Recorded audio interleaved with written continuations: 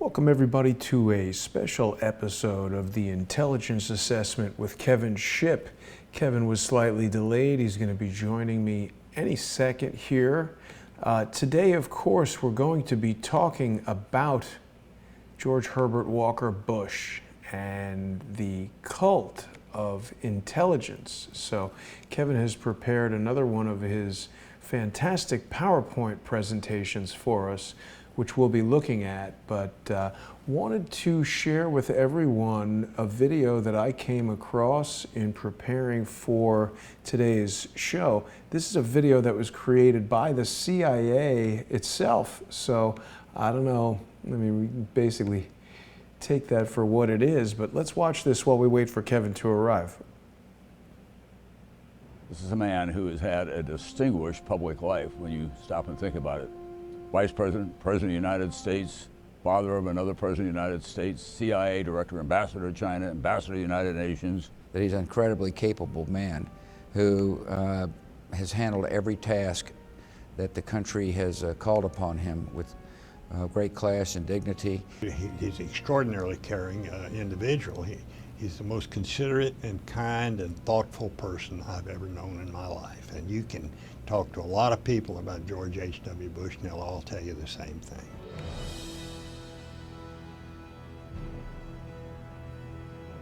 George H.W. Bush was appointed CIA director precisely at the worst time in the agency's entire history. This was a particularly tough time because the CIA was under extraordinary attack. You'd had the church hearings. We're going to talk about all this. I don't think the CIA was under attack. The CIA was held in minimal low regard around the country because of the nature of those hearings. It was a really tough talk about this a little bit. These people Well, who are all all praising George H.W. Bush, of course, one of them was his son, so I wouldn't imagine that he'd have anything negative to say about the former president. But this is a video produced by the CIA on the CIA's YouTube channel, so I don't think it would be a surprise to much of anyone that it is very positive on the CIA. It accuses the Church Committee of having attacked the CIA. This is absurd. The Church Committee hearings, for people who don't know, that was Senator Church was part of the, I believe, the Intelligence Committee, the Senate Intelligence Committee, which is intended to have oversight over the CIA. Now, the interesting thing about that CIA video we were just looking at only a moment ago is that it actually included a clip of a news article that I had never seen before. It's worth mentioning that it was extremely difficult to find this on the internet, this copy of the Chicago Tribune, I should say this reproduction of it. This is from September 17th, 1975. The CIA bears poison arsenal. And the article is talking about the dart gun that can kill without any clues. And we've all heard about this. This is the infamous heart attack gun, which there is some video testimony on the internet which tells us that it was basically, okay, Kevin's having some difficulty. Let's go to Skype.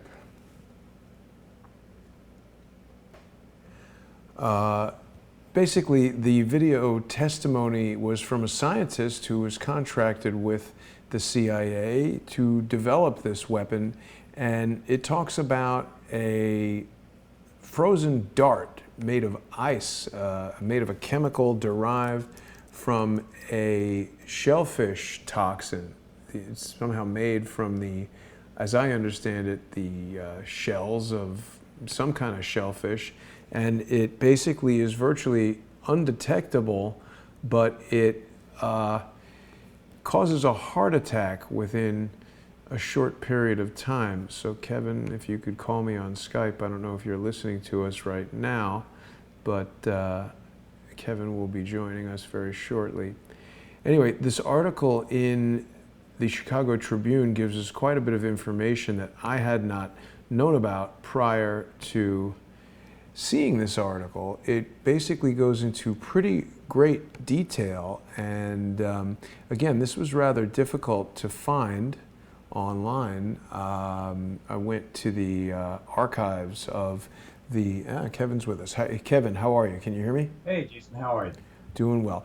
I was just going over some stuff with everybody before you arrived. I've downloaded this article from the Chicago Tribune from 1975. It's an article talking about the church committee hearings, which I have a feeling we'll probably get into today. Let me just get everything going with the screen share for you here so you can see what we've got.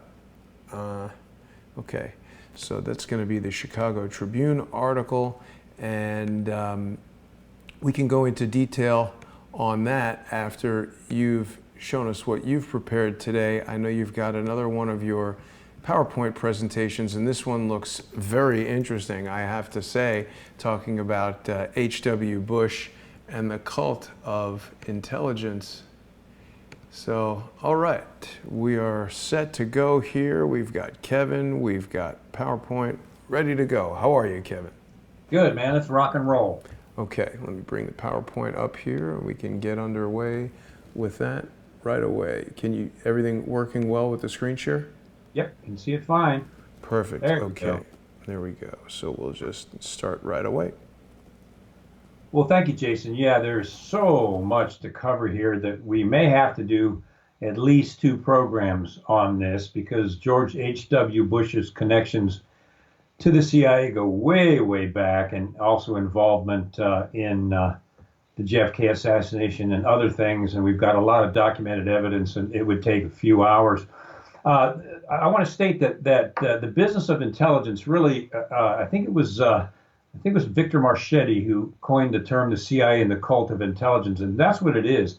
It is a cult. It is a cult of people who think that they're smarter than the average American. Typically, they're narcissists. Most of them are very dark people. I work for some of them. There's great people at the lower ranks of the CIA, good officers, good patriotic people just working to serve their families. But when you get up into the higher ranks where H.W. Bush was, Allen Dulles and others, you get into some pretty dirty things by some pretty dark people. That's why I think cult of intelligence is, and the search for dishonest search, black arts search for knowledge or intelligence. So I wanted to put that up there because I think that term is really fitting. I want to stress this: the CIA, of course, always called the Central Intelligence Agency off Route 123 in McLean, Virginia, Langley, Virginia. But it got a new name. It is now called the George Bush Center for Intelligence. Now, that's interesting because George H.W. Bush was only the director of the CIA for a little less than a year, from January 30, 1976 to January 20 of 1977.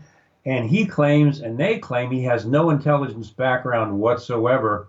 Why on earth would the center be named after George H.W. Bush if he was not connected to intelligence extensively? I think we're going to find out as we go along.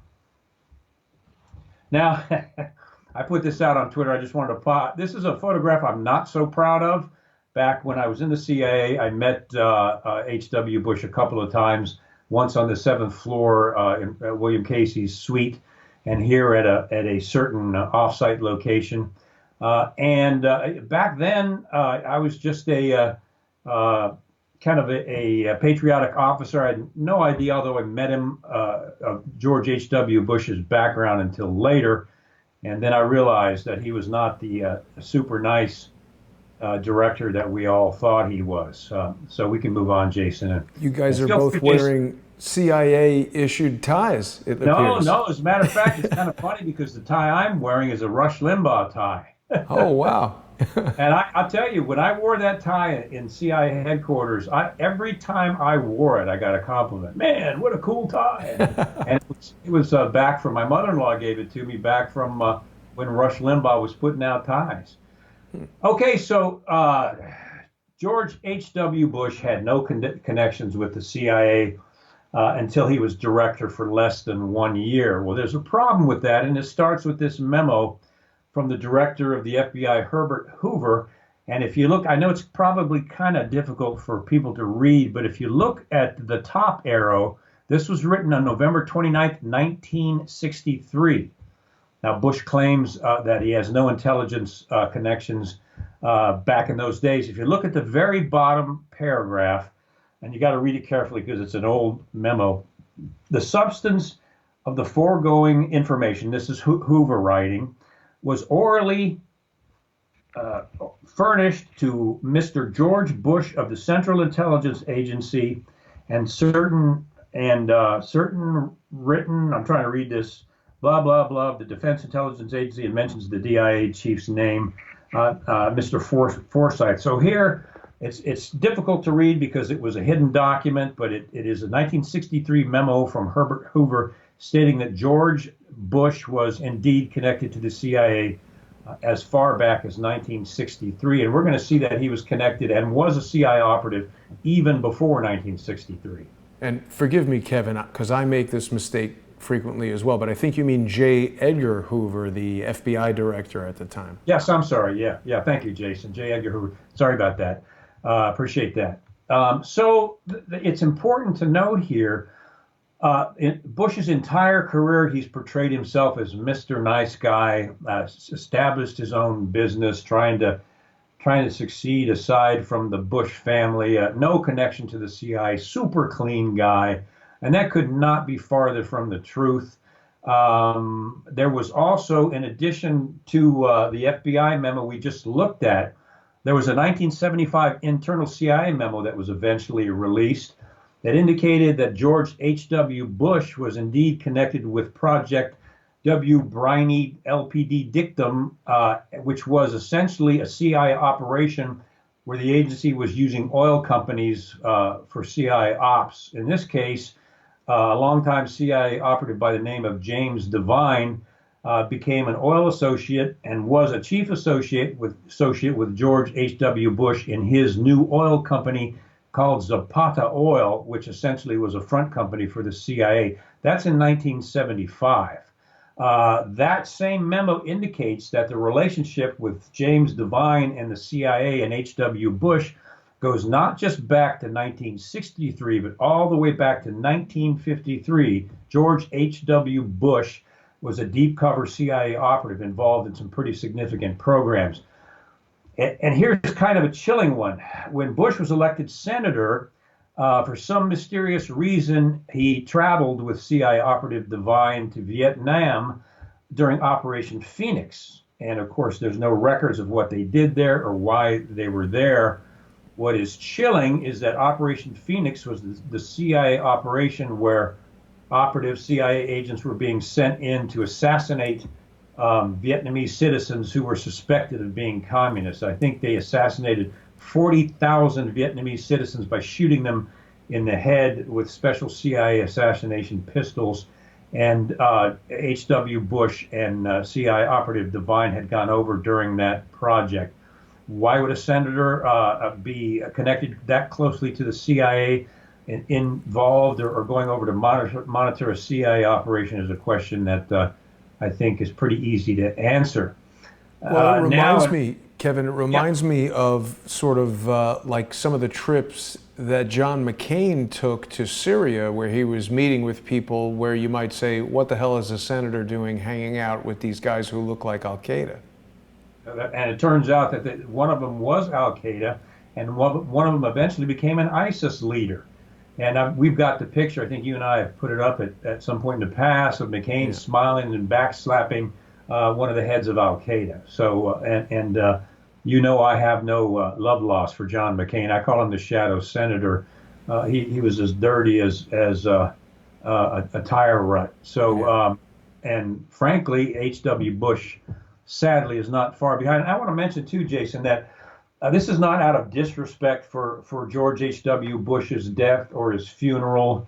The timing, I wish, was a little bit later so the two would not be connected. This is in no way connected to that or in disrespect. But I think people need to understand the dynasty of intelligence, the oil companies, the military-industrial complex that the Bush family from Prescott Bush on down has built as a hierarchy running the U.S. government, going all the way back to Prescott Bush's support for the Third Reich.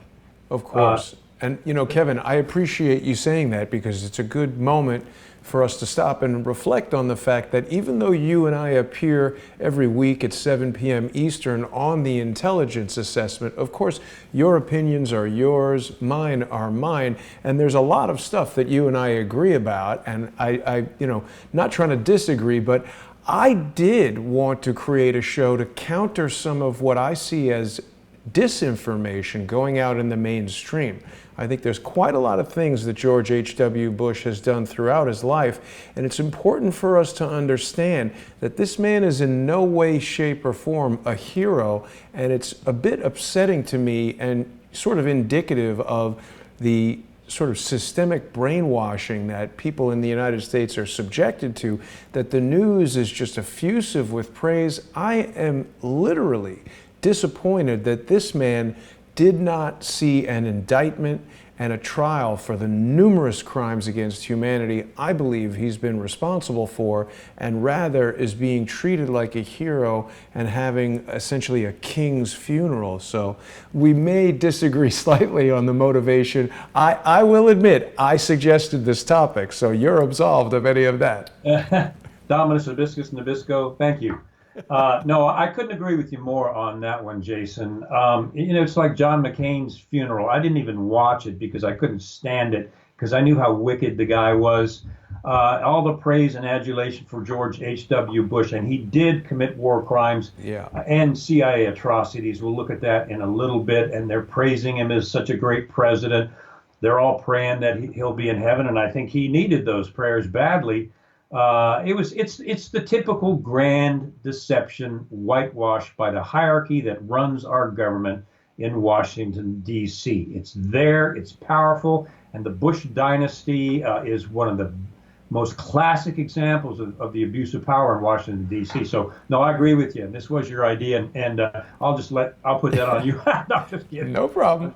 I think you're right on, brother. Anyway, so we're seeing here without question, and we're proving, and this is all documented, and I've done all the brain draining research on this, that George H.W. Bush was a CIA operative going all the way back to 1953 and was very close personal friends and had professional and political ties with none other than CIA Director Allen Dulles, who was responsible for smuggling Nazi war criminals in to work for the CIA by falsifying their records and giving them to Truman. And he was directly tied, of course, with none other than, guess who, George H.W. Bush.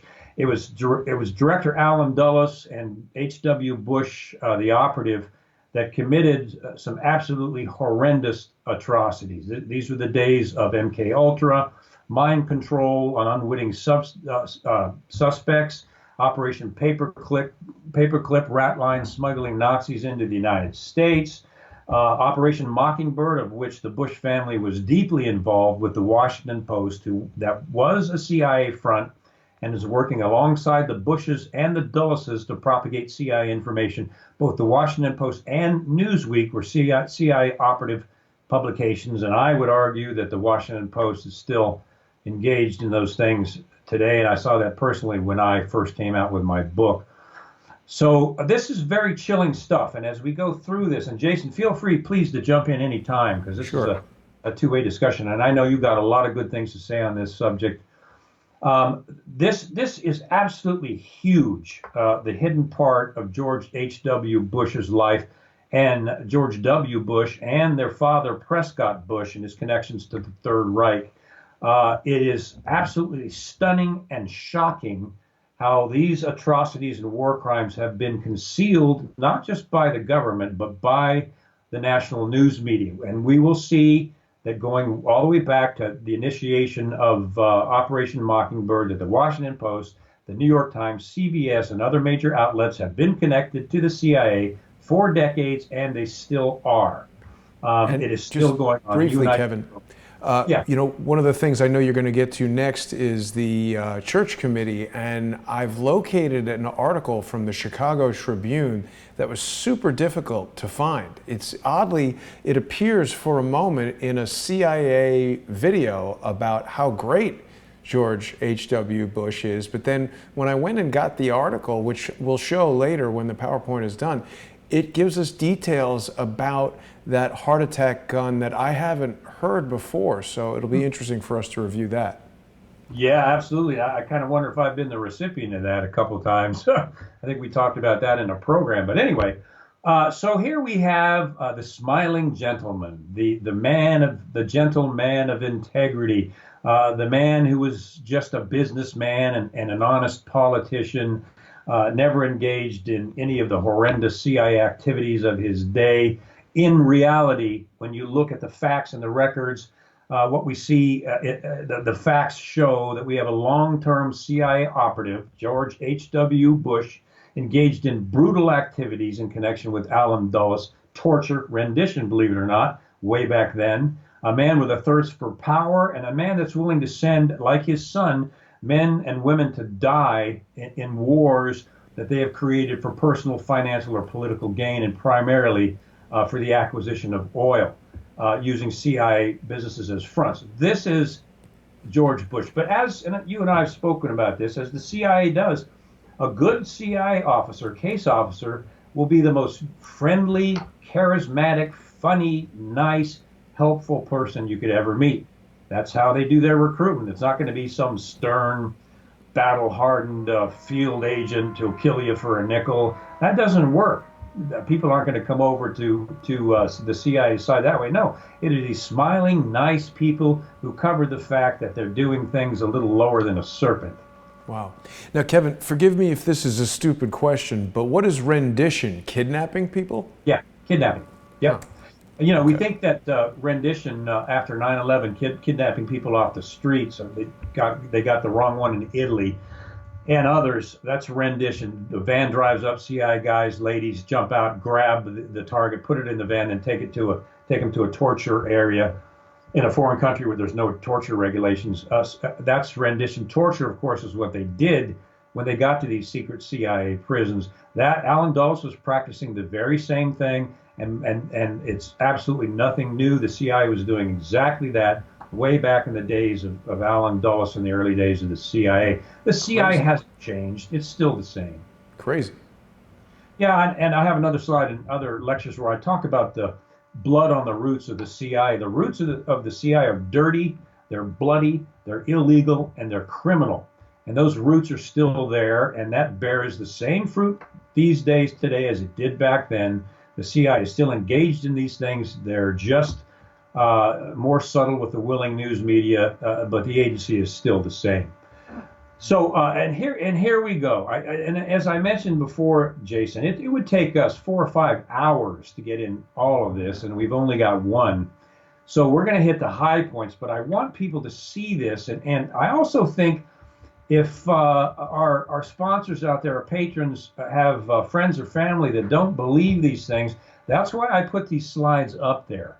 If you can sit them down and look at this kind of lemon juice concentrated information, all backed up by facts and evidence, and just go through it with them after they're finished going into convulsions, maybe they'll get the picture.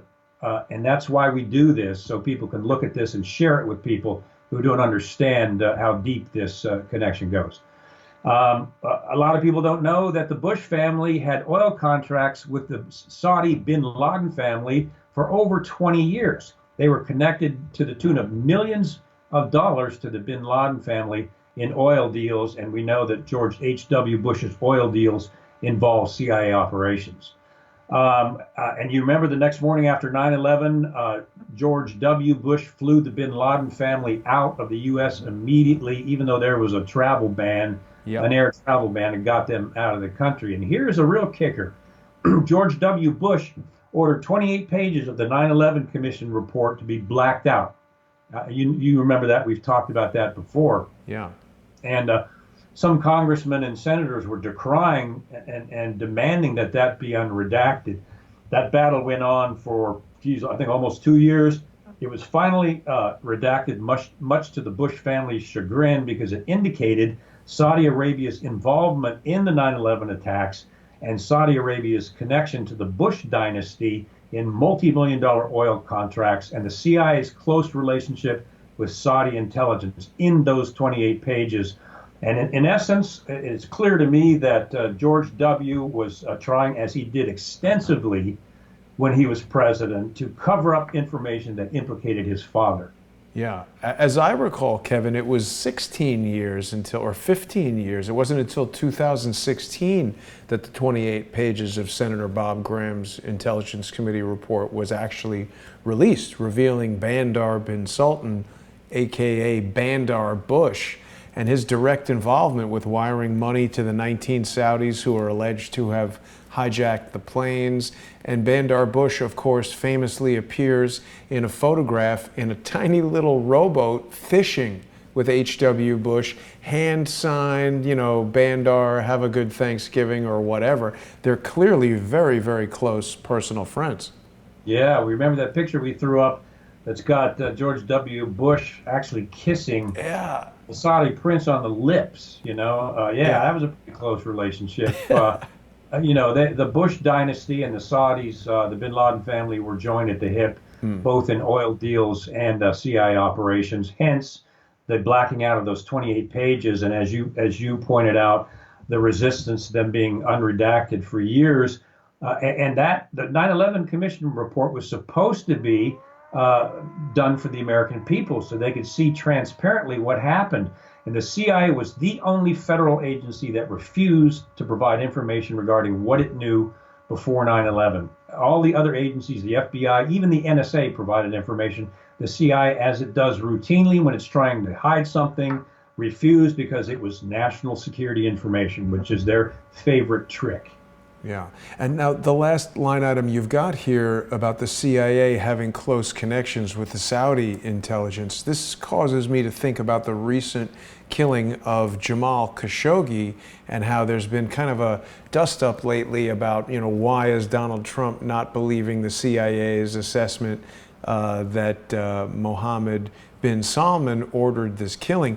It certainly seems like there are factions within the CIA that are aligned with factions within the Saudi royal family, Yes. most notably Al-Walid bin Talal, a guy who for many years has been obviously an enemy of Donald Trump. He was sending mean tweets to him since well before Trump was running for president. Al-Walid bin Talal has invested over $1 billion in Twitter, which is very interesting to me, Kevin, because I don't see Twitter as a giant cash cow. You know, you don't pay anything to participate on Twitter, and although they may be making ad revenue, $1 billion is a lot of money to earn back from advertising. I wonder if Al-Walid didn't make that investment to have some influence over social media rather than to try to make money from it. Well, I'm sure you're probably right about that. We know that at least 20% of Fox News is owned by the Saudi prince. Of course, you never hear that, and you also never see any really hard reporting on Saudi Arabia or Saudi intelligence through Fox. Now, I happen to watch Fox News, beats the daylights off of CNN, but not even Fox is clean from some of these tentacles. And I think it's important to point out, none of us just sit back and soak up what the news pumps out. We have to practice what is rare these days, and that's critical thinking. We have to analyze everything we see on Fox News, CNN, everything that comes out into the public through these major corporations is influenced in some way by this elite hierarchy that we're talking about. So you have to critically watch it all, and that includes Fox News.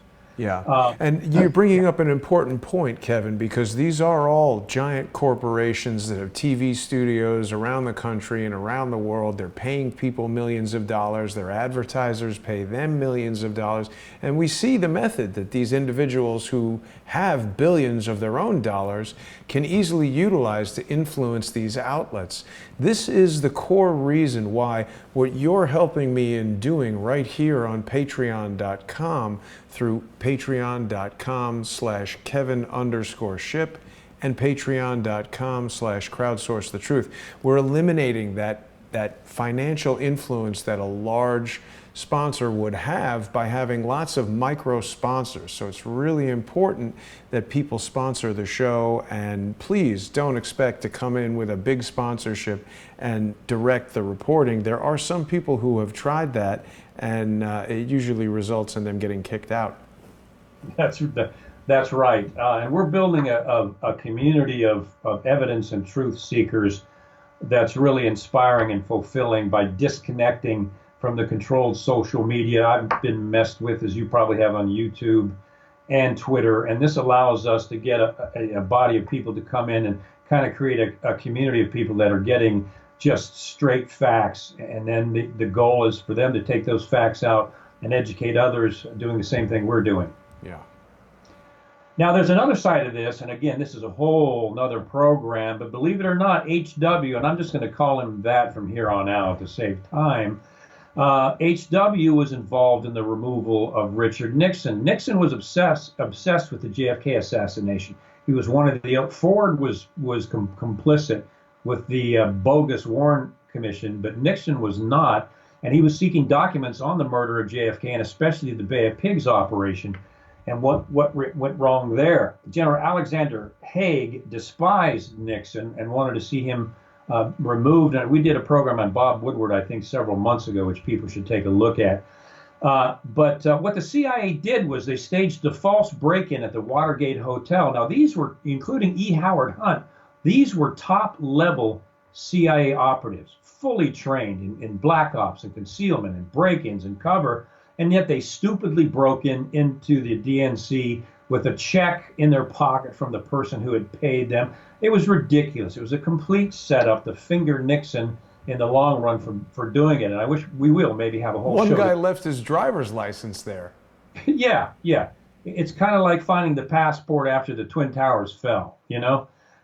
It's too stupid to believe, but people believe what the government says, frankly, which they should never do. But yeah, but it was false. And Bob Woodward worked with General Haig. What a lot of people don't know real quickly is Bob Woodward had naval intelligence and CIA connections way, way, way back. He was a CIA operative. That's why he met so many times with CIA Director William Casey as a journalist, and Casey led him. Casey knew exactly who Bob Woodward was. He was in naval intelligence, as was George H.W. Bush, when his bomber plane went down. Now, his H.W. Bush's bomber plane was a surveillance aircraft also.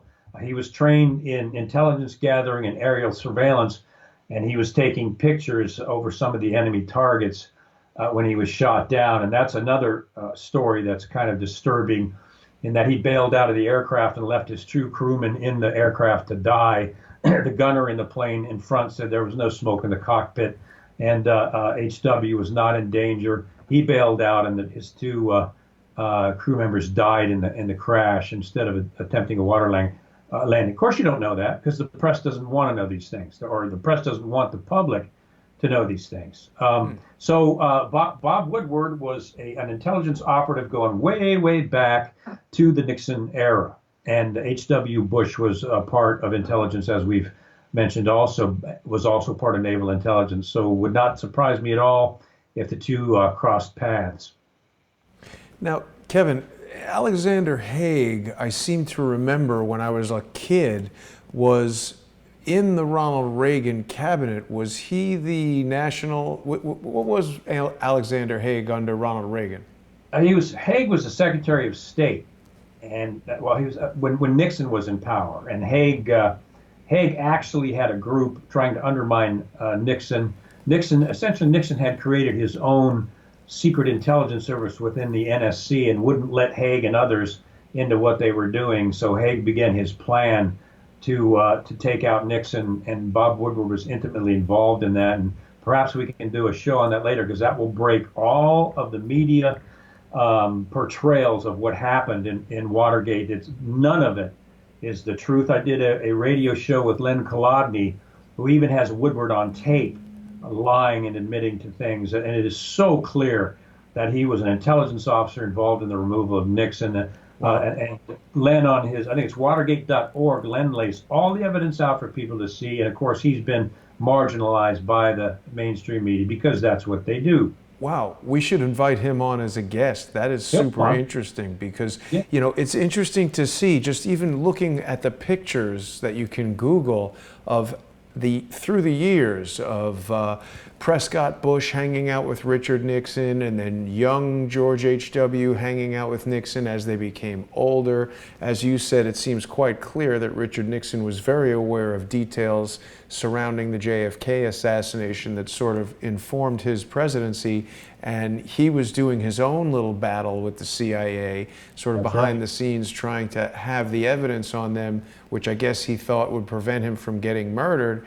But as Senator Chuck Schumer indirectly warned President Trump, these intelligence agencies have 6 ways from Sunday to get to you. And that, Jason, that is absolutely true. They do, and they use it.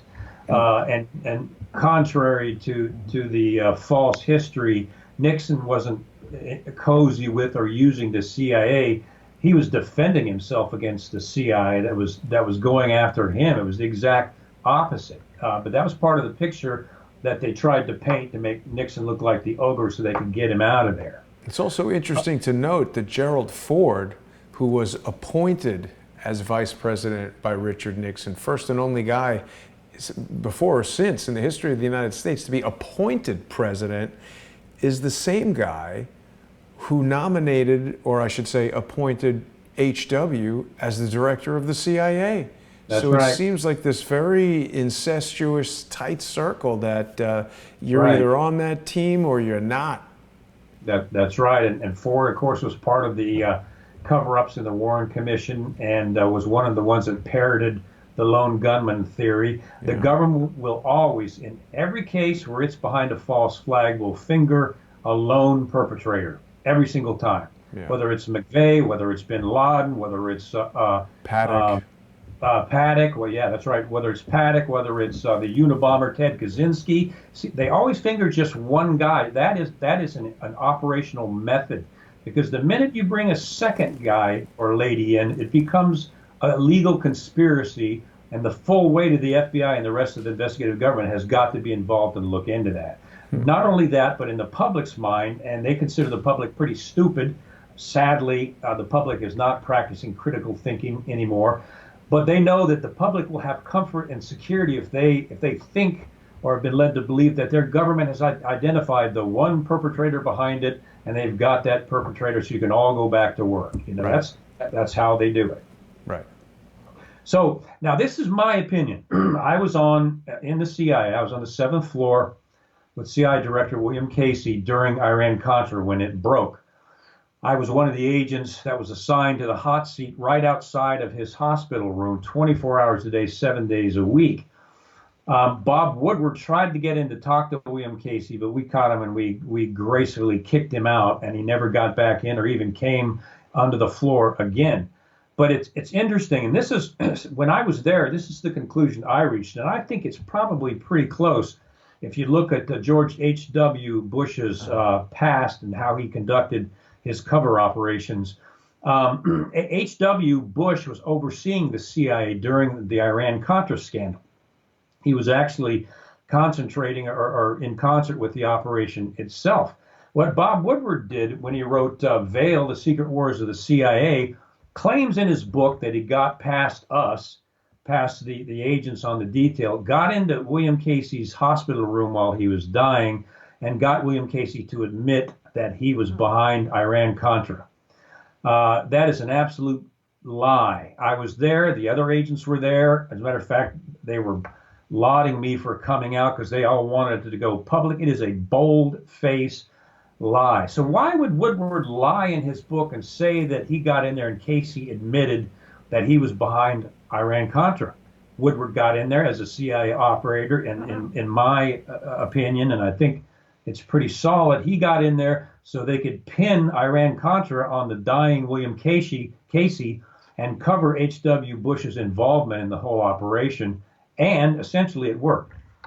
So I think that's what that was all about. Wow. And there is a Bush-Woodward CIA connection.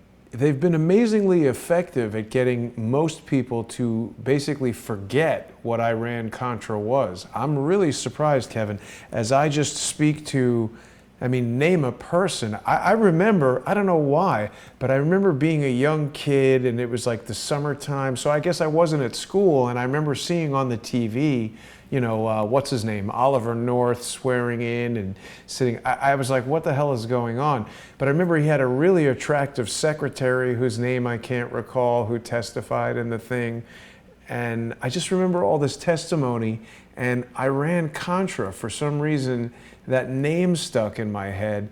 And then there was a video game called Contra where I guess that contributed to my remembering it. But if you go ask a person, I mean, I'm 46, so people my age and older were alive when this was happening. I think you'll be shocked at how many people you ask who they'll say like, oh yeah, I know what that was. But then you ask them to tell you, well, what was it all about? They have no idea. Yeah, which is, that's what they want. And that's what the major news media, which is connected to this power elite, that's what they want. That's exactly what they want. And they, of course, have used that to write false history. There's no doubt about it. And Iran-Contra is a classic example. I honestly don't think Ronald Reagan was aware of it. I think H.W. Bush was conducting the operation along with using the CIA. And I lost respect for Oliver North. I was, after Director Casey passed away, believe it or not, he still had threats on his body. So I was one of the agents that we had to mingle amongst the people at the viewing, and I was stationed at the front door. Wow. At this point, and we get a call that Oliver North and his motorcade, they want to come and meet with Mrs. Casey, who was a wonderful lady, by the way. Huh. And so we asked, Mrs. Casey, Oliver North says he's coming to meet with you. Do you want to meet with him? Initially, he was like, no, I didn't invite him to come. What does Oliver North want to come for? And we said, Right. well, do you want us to let him in? And she goes, let him in. So he comes up and shakes my hand, goes inside and sits down. well, later on, Oliver North stated that, well, he came because Sophia Casey invited him to come because she wanted to talk to him at the wake. A bold-faced lie. I was there. It's not true. Why he had to make that up, I don't know whether it's narcissism or some other reason, but there's just no excuse. Even Mrs. Casey came out later and said that's just a bold fabrication. So, But don't you think, Kevin, he must have wanted to try to determine what, if anything, she knew that Casey said, or threaten her, or make sure she doesn't say anything? I mean, I think what you're saying makes sense. They've got Bob Woodward trying to pin this plan on a guy who's dead, so there's no further investigation into it. They just want to make sure his wife, who's still alive, is not going to screw that up, right? I think it's a very, very good point. That's how they do things. And Mrs. Casey was a very astute lady, and of course, she knew some of what Director Casey was involved in, and I think you could be right on target. It could have been an attempt just to see what she knew to make sure that she wasn't going to blow the whistle. Wow. William Casey had extensive contacts with Oliver North and kind of treated him like his only son almost. I mean, they were joined at the hip, and Oliver North was a CIA operative. So I think you're probably correct on that. That's how they do business operationally, and then they cover it with a bold-faced lie that seems plausible, and no one ever bothers to dig into it. So let's talk about this, because there's just so much, and I apologize to our sponsors out there. I raced in here from the road, and there's so much to cover. I want to take it slow, but we probably got to come back and do another program or two on this, because it is so extensive. And get into the Bush dynasty, starting with Prescott Bush and his connections to the Third Reich, all the way down. People need to understand that this is what has formed our government. And this essentially what has formed our country is this dynasty of major corporations, the military-industrial complex, the CIA, and their politicians in Washington. And that's why we're seeing what we've been seeing for the last 5-6 decades. But here's something I want to touch on. Now, again, we could spend a whole program on this. Maybe we will. The JFK assassination. What about George H.W. Bush's role? Now, we just proved, and I wish we had more time for more documents, that H.W. was a long-term covert CIA operative and arch enemy of JFK, both politically and with his oil connections from Dallas and into the bin Laden family. And we know that George Bush created the Zapata Oil Company, which was a front for the CIA. So H.W. was a longtime CIA operative. He was a CIA oil man. He despised JFK, and he was connected to Allen Dulles, whom JFK fired. So there's a lot of motive there. But let's get into some of the actual statements. When they asked H.W., where were you on the day that JFK was assassinated, he said he couldn't remember where he was. Now, you ask anybody that you know that was alive back then and say over the age of 10 or 12 where they were when JFK was assassinated, they'll know. I remember. Everybody remembers when that horrible news came out, exactly where they were and what they were doing. And yet, H.W. Bush couldn't remember where he was that day. As a matter of fact, he called a false tip into the FBI saying that he was George H.W. Bush, and he knew that there was a guy in the Republican committee there who had threatened the president, JFK, previously by the name of Parrott, and he was reporting this from, he was in Tyler, Texas, and this is his address, and he wanted the FBI maybe to check into him, but he didn't know anything else about it. Well, it turns out that was a typical operation by GW, deceptive operation, because he was in Dallas. He was not in Tyler, Texas. But to have that on FBI record by calling an FBI agent who was a close friend of the Bushes for decades, it was put on the record that he was calling from Tyler, Texas, looking like he was a supporter of JFK when in reality he was in Dallas. Why would he do that? Why would he have to lie like that? And then Barbara Bush in her memoirs kind of leaked out that she was spending time and they were spending time with a couple that had a long history of CIA operations in Greece. Barbara remembered everything, starting with her hair salon and who she was with, who happened to be the wife of a CIA operative, and what they were doing. And I don't think she realized that when she let that letter slip. Wow.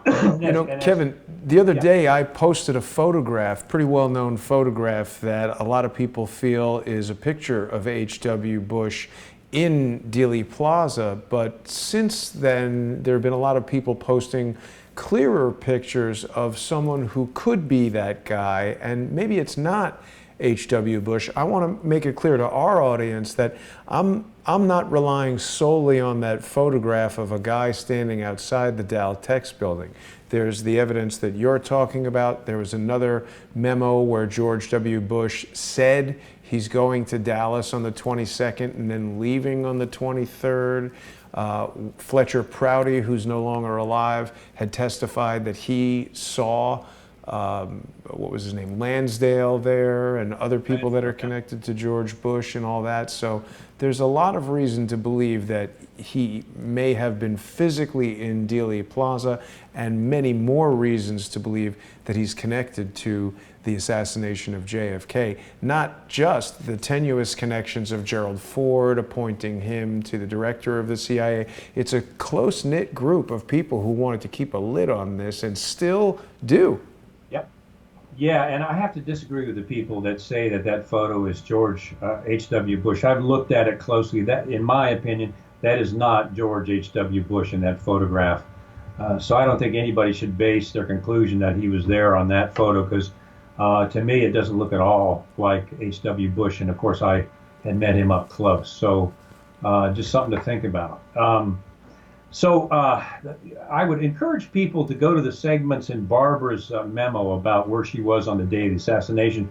And without realizing it, she lists some names in there that were close, pretty deep CIA operatives. Oh, you've reminded me what I wanted to add. The guy, George de Mohrenschildt, who died allegedly due to suicide by shooting himself in the chest with a shotgun a couple days before he was to testify before the House Select Committee on Assassinations, had George H.W. Bush's personal phone number in his address book. So that was another interesting connection. This was a guy who's supposedly the best friend of Lee Harvey Oswald.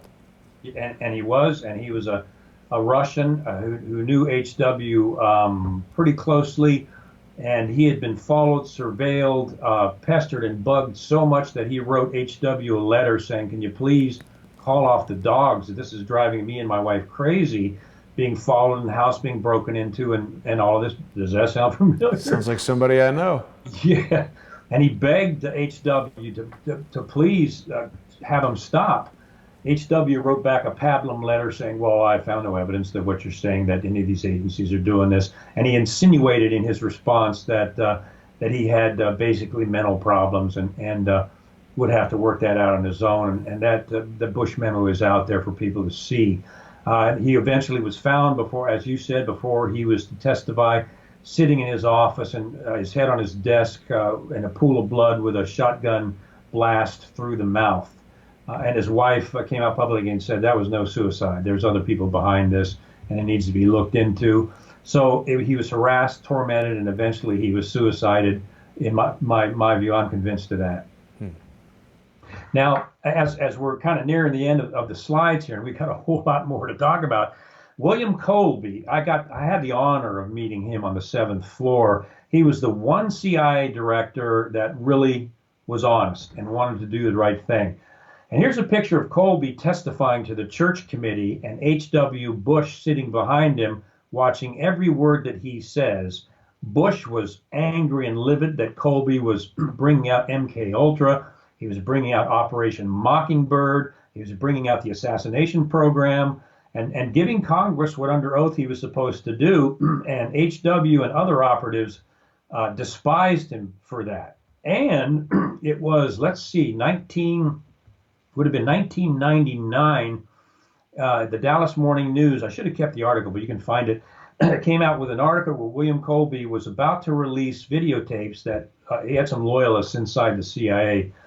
He was about to release videotapes of Waco, Texas, proving that the feds fired first. Right. It was a matter, I think, of just a couple of months later. Colby's canoe was found floating down, or it was found sandbarred on the river with Colby not in it. He was blowing the whistle, as I mentioned, on MK Ultra, which was a sinister, disgusting program, and Project Mockingbird, which the Bushes were intimately involved in with the Washington Post, Time Magazine, and other major Reader's Digest of all things, and other publications. So Waco was about to come out. His canoe was found full of sand, and 9 days of an intensive search for a former CIA director turned up nothing. No body, no nothing. Ironically, coincidentally, the body was later found at the same place as the canoe was discovered, as if it had been placed there. That silenced the coming revelations. As a matter of fact, he was about to travel back to Washington the next day. That silenced all the coming revelations of MK Ultra, Operation Phoenix, Mockingbird, Paperclip, and the rest of them died with William Colby. He was murdered. Wow.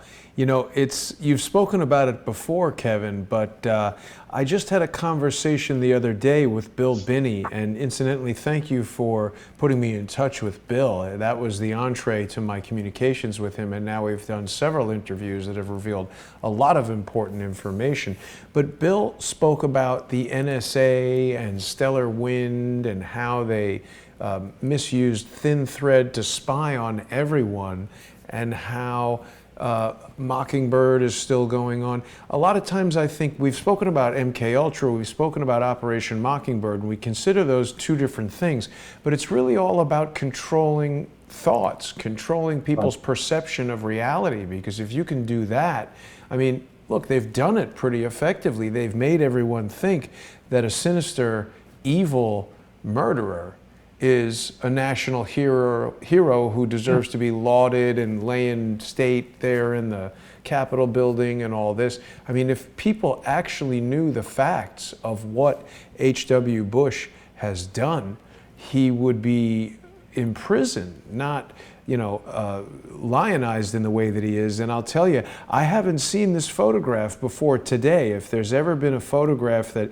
speaks 1,000 words, it's H.W. sitting in the background there eyeballing Colby as he spills the beans to the church committee. I mean, it's important to remember, the church committee, it's not like William Colby had been captured by the communists and was revealing something to the enemy. This was the oversight. This is what Congress is supposed to do. The representatives of the people having oversight over the government. And here's H.W. Bush overseeing William Colby as he lays out the facts. And as you've just pointed out, we know what happened to William Colby after this, and it was not good.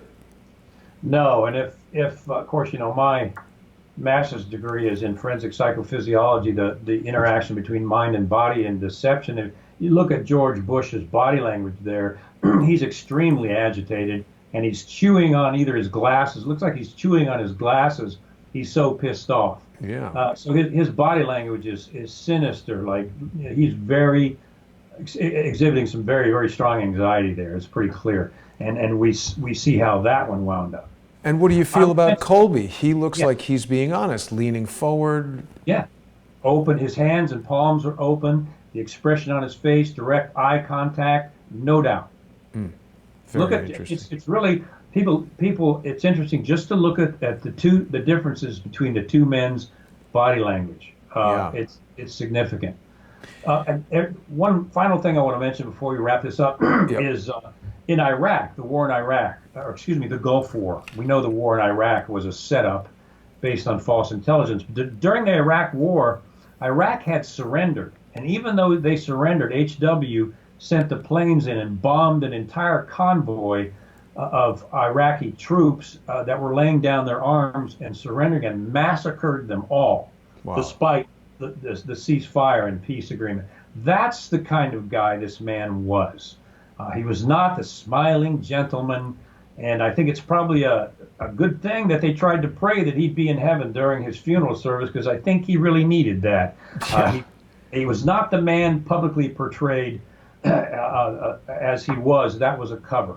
Right. Now, if we had time, we'd go into Skull and Bones. There are Skull and Bones members all through this picture, including Prescott Bush, H.W. Bush, and W. Bush, who we'll talk about on another program. But the secret societies that Kennedy spoke and warned about, you remember that? Yes. That's what he was referring to Skull and Bones, and the very enemies that, in my opinion, eventually wound up assassinating him. Wow. And you know, yesterday, Kevin, we had a show with Ole Damagard and Charlotte. Forgive me, her last name is escaping me right now, but Charlotte was involved in Ronald Reagan's Department of Education, and she spoke about how she personally found documents revealing plans to deliberately dumb down America through the school system and indoctrinate children, you know, from very young age. And it's really quite sinister. The picture that you've got here in this collage that's teasing part 2, which hopefully we'll do in the near future. In the lower left is a photo I just showed the other day of, I believe this photo was taken in 1947, shows Richard Nixon having a hat placed on his head by Prescott Bush, and in between the two men is Jack Ruby, the guy who ultimately shot Lee Harvey Oswald. So again, a coincidence. Yes, quite a coincidental and tight-knit group of people. In the last couple minutes here, Kevin, what I want to do is just share with you and the rest of the audience this image from the Chicago Tribune that I found just today in preparing for today's show. It's talking about how the CIA bears the poison arsenal. And of course, it's talking about this heart attack gun. And the article basically tells us that the CIA admitted Tuesday it's maintained a secret arsenal of poisons that could kill in seconds, make a man lose his memory, double him over with dysentery, paralyze him, and produce severe pain. CIA Director William Colby also produced at the Senate Select Committee's opening hearing an elaborate battery-operated pistol that committee senators and staffers passed around like boys on Christmas Day. Colby said the pistol can fire a poison dart 328 feet. I wonder if that's not supposed to be 322 feet. And kill a man before he knows he's been hit and leave no clue. So this goes on to speak about NK Naomi, a part of a bacteriological warfare program. I haven't heard of that before, but obviously it's out in the public domain. The memo disclosed that the CIA secretly used the New York City subway system as the trial model to study whether subway systems are vulnerable to covert bacteriological warfare attacks. I wonder what the implications and meaning of that are. Obviously, I wasn't around or riding the New York City subway system in 1967. But this is insane. We've got a rogue agency basically conducting biological and chemical warfare on innocent people in the United States. Yeah. And look at the paragraph at the very bottom. But he acknowledged that records in the poison operation are very incomplete, unquote. That's what the CIA does. It destroys everything it doesn't want the public to see. Do you think the CIA kept the records of their involvement in the JFK assassination so they could be turned over to the National Archives? No, they destroyed them. The only records left are the ones that they thought weren't going to implicate anyone, although they did indirectly. They destroy these documents. They did that in Iran-Contra. They destroyed all the documents. So these records are not there because they've destroyed them. And I can tell you that they are using these procedures. There's no question about it. And they've gotten more sophisticated than they were then. Of course. I mean, like anything, as you do it more and become more practiced at it, it's going to become more sophisticated and part of your regular repertoire of ongoing activities. Kevin, we've just about run out of time here, but I do want to remind everyone, the holidays are coming up. You can go to fortheloveoffreedom.net and purchase Kevin's book there. The book, of course, boy, having a little problem loading the page there. The book, there we go. The book is from the Company of Shadows, and hopefully you'll have better luck scrolling around Kevin's page than I'm having, but you can read all about Kevin's journey from CIA officer to whistleblower and the incredible assault that Kevin and his family came under when he began to reveal information about the exploit that he found in a computer system in every embassy in the United States, something that should have been of great concern to the CIA, but instead Kevin became the subject of concern. They forced him to redact countless elements of evidence, and you can go to fortheloveoffreedom.net where you're going to be able to view some of the concealed documents that have just been released for the first time. You're also going to be able to get the shadow code from Kevin's website, and that allows you to read some of the information that the CIA attempted to illegally redact. So make sure you get to fortheloveoffreedom.net in time to do your holiday shopping and get a signed copy of the book. I also want to thank our generous Patreon sponsors and remind everyone who's been watching on patreon.com/crowdsourcethetruth that you can also watch this show on patreon.com/Kevin_ship. That is Kevin's Patreon page, and it's really important that we support Kevin and what he's doing coming forward as a whistleblower. We need to support the honest agents within our clandestine agencies because we do not want these corrupt individuals who rise to the top to be able to exert their power and influence totally unchecked. That's right. Thank you, Jason. That's absolutely right.